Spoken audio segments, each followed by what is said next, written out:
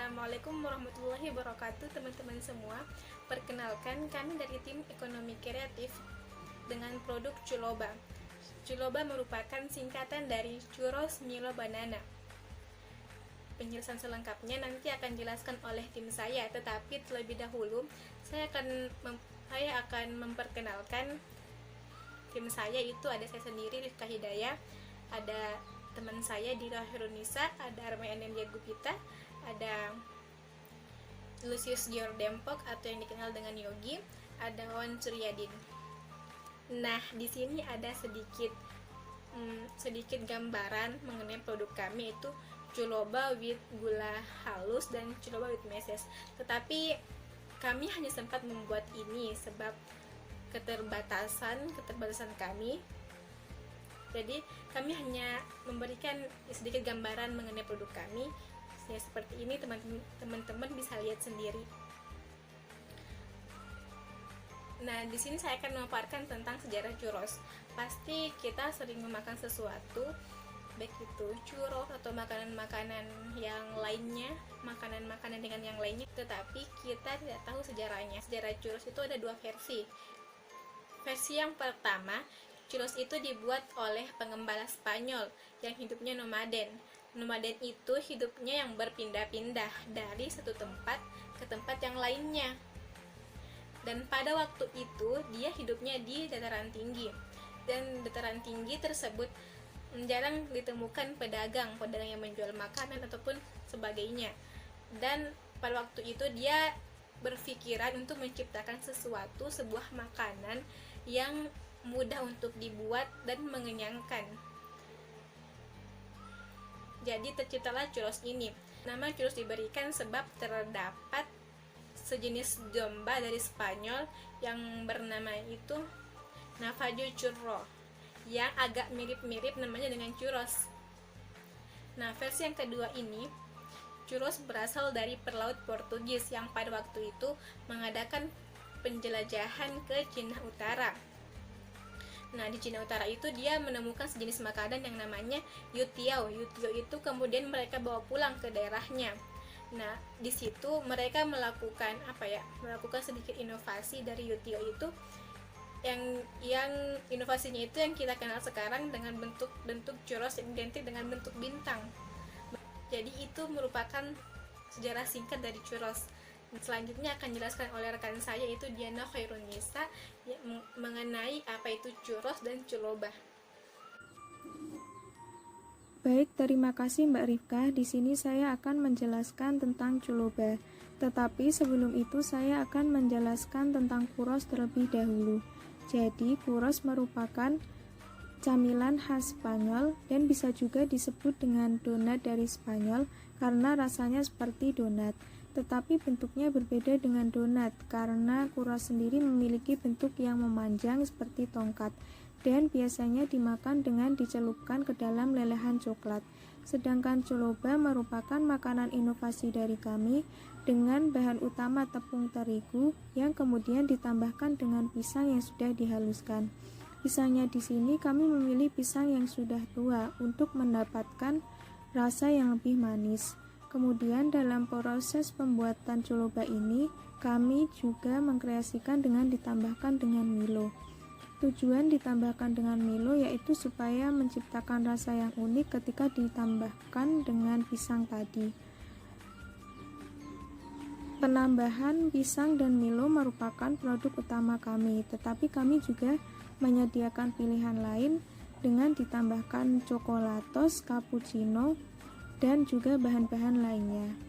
Baik, untuk yang selanjutnya akan dilanjutkan oleh Mbak Maya. Terima kasih Mbak Diana.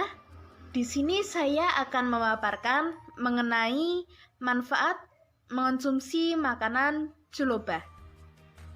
Manfaat dari culoba salah satunya yaitu tentu mengenyangkan, karena terdapat karbohidrat dari pisang dan tepung terigu yang digunakan dalam pembuatannya.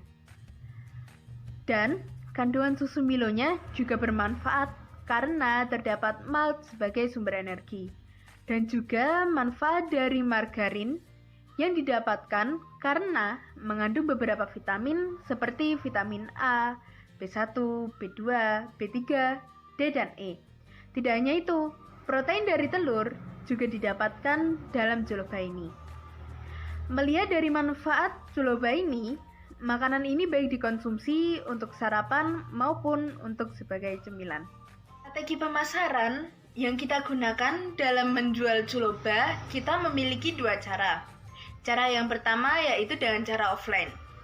Dengan membuka outlet atau stand makanan dengan peluang yang banyak, seperti di mall, pasar, kafe, dan juga acara besar, kita dapat mempermudah untuk mencari pelanggan dan juga konsumen yang banyak di acara tersebut.